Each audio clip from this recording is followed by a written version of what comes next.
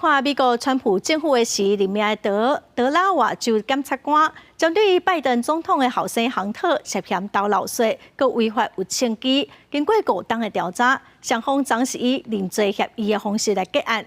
也毋过共和党的定义嘛指控讲，美国司法系统的办案有2套标准。美国总统拜登20日在旧金山甲几多位 AI 人工智慧专家甲企业领袖会谈，讨论 AI 对社会风险甲好处。现场记者问有关于第2号生亨特·拜登甲德拉瓦州检察官达成认罪协议的消息。I'm very proud of my son. 前总统川普所任命的德拉瓦州检察官大卫·魏斯20日向司法部提交的起诉书内容讲。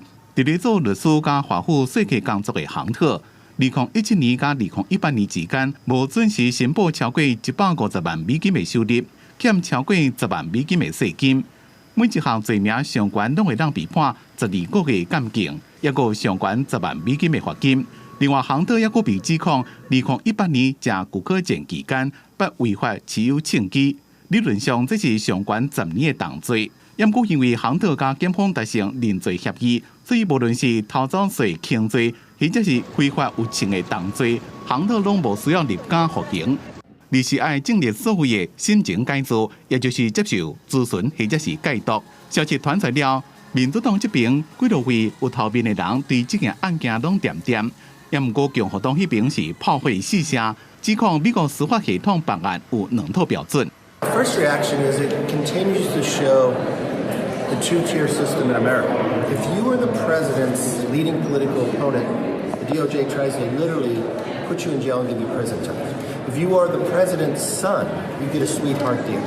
美国的政治家、司法的专家讲，像亨特这种偷走税轻罪89%的联邦司法案件，拢是以认罪方式结案。因过违法有枪这种代志。对伫咧任内签署联邦侵害安全法案的拜登来讲，伫咧政治上可能影响较大。公司新闻王慧文编辑。全球